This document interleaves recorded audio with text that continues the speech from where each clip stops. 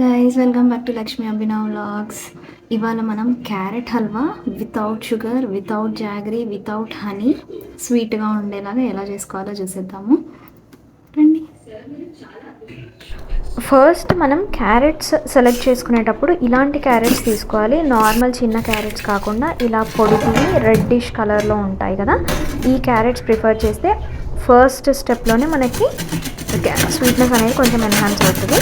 So ఇవైతే మంచిగా peel చేసేసుకోవాలి.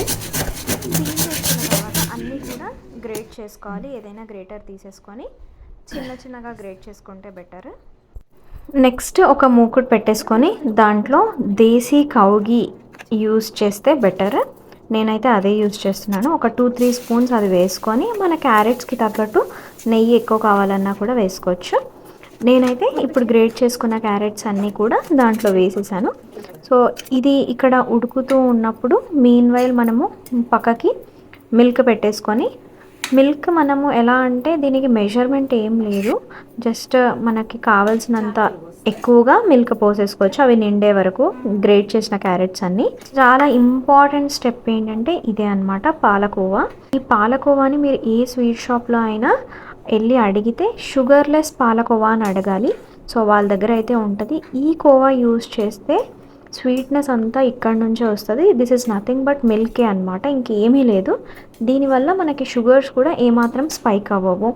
సో ఇలా బయట కొనకూడదు, మళ్ళీ దాంట్లో షుగర్స్ యాడ్ చేసేస్తారు. సో ఈ ఫ్రెష్ పాలకోవా వితౌట్ షుగర్ ఉన్న పాలకోవా మనం అడిగి తెచ్చుకొని, ఇది మీకు కావలసినంత అంటే ఒక 2 కప్స్ గ్రేటెడ్ క్యారెట్ తీసుకున్నారనుకోండి, ఒక 2 కప్స్ పాలకోవా తీసేసుకొని దాంట్లో వేసేసుకున్నారనుకోండి అలాంగ్ విత్ మిల్క్. సో అప్పుడు మనకి ఏ షుగర్ కానీ, హనీ కానీ, జాగరీ కానీ, డేట్ సిరప్ కానీ యూజ్ చేయకుండా మనకి స్వీట్నెస్ అనేది ఎగ్జాక్ట్గా వచ్చేస్తుంది. సో ఇది మెయిన్ టిప్ అన్నమాట ఈ వీడియోలో అయితే.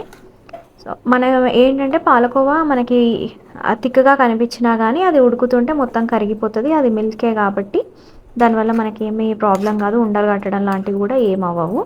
సో మంచిగా కలుపుకొని రెడ్డిష్ బ్రౌన్ వచ్చే వరకు కూడా కలుపుకొని క్యారెట్లోని పచ్చిదనం అంతా పోయే వరకు కలిపేసుకుంటే సరిపోతుంది. సో ఇప్పుడైతే కంప్లీట్గా అయిపోయింది, మంచిగా ఉడికింది.